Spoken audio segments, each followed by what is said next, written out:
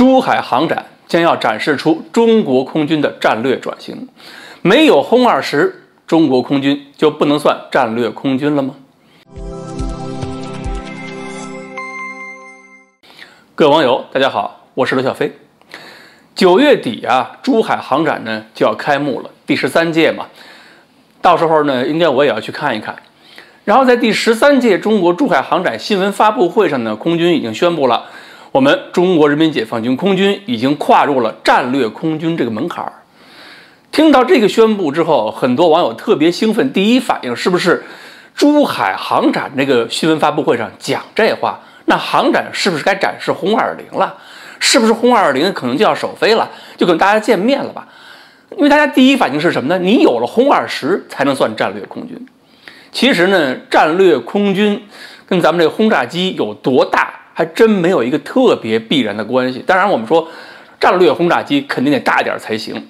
原来我记得有一次啊，就是做一个节目在厦门卫视的时候，有一个嘉宾就说了，什么叫战略轰炸机？那必须是足够大的2马赫的超音速的隐身的。结果那位嘉宾一说完之后，台湾那边一个嘉宾张静嘛，就来这么一句：那 B-52也是战略轰炸机，人家没有2马赫超音速。结果咱们这边那嘉宾有点尴尬了。后来我也说了一句：战略轰炸机呀，它不见得非得是要玩成那个，不管你像是图160也好 ，BEB 那样，不见得。它有它确实的任务达到了就是战略空军。那么战略空军到底干什么呢？无非就是2条嘛：战略打击、战略投送。什么叫战略打击呀？关键看目标。你比如说，按照美国人的思维方式，战略目标怎么定义的？这个目标我打掉之后，对整个对方的战役进程有重要影响，这个目标呢就是战略目标。或者说，这一个目标打掉之后，对对方的工业能力、生产能力、农业能力，或者对整个战争的持续能力都有重大影响，这种目标也算是战略目标。那么，只要你能够用你的飞机去执行这种打击任务，一般来讲，我们说都是战略任务。当然，有些个战术轰炸机去勉强执行战略任务的事儿也是有。你比如说，当年美国轰炸机去轰炸一些个德国城市的时候，也算是战略打击。但是，连文式轻型轰炸机都参战了，那个也不能算是战略轰炸机了。那么现在我们就要看一看中国的轰炸机能不能算是战略轰炸机了。比如说我们的轰6不就是一个中型战术轰炸机吗？按照咱们的前面标准来看，到底算不算？如果说轰6带来6枚巡航导弹，2000公里射程，或者是带的是高超音速巡航导弹，或者带的是空射弹道导弹，你说它执行的是不是战略打击任务？如果轰6带这些导弹，它能不能够从过去高空水平投弹那种老式的飞机摇身一变就变成了战略轰炸机？所以战略轰炸机都不见得有一个清晰的门槛，关键看你是挂什么弹，怎么用。当然了，老用轰6来当战略轰炸机，大家看着不舒服。只不过咱不是刚刚过门槛吗？老轰6还能再坚持几年，将就将就吧。另一个呢，就是战略投送，就是通过大型的交通工具，比如说大型的空中平台呀、船舶呀、火车呀等等，将装备、物资、人员投放到其他地方，而投放这个地方呢，进行控制之后、占领之后，也要实现战略目标。咱们空军过这个门槛靠的是什么？靠的是大型运输机。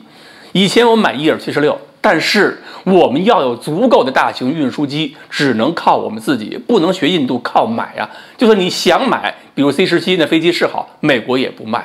所以我们走过这个门槛，靠的就是运20，因为运20才能保证数量足够。除了这个战略的轰炸机也好，包括这个战略空军的其他飞机也好，还有很关键的一点，战略空军必须有自己的思想理论体系。当年海空军在发展的过程中，海空军的思路就不一样。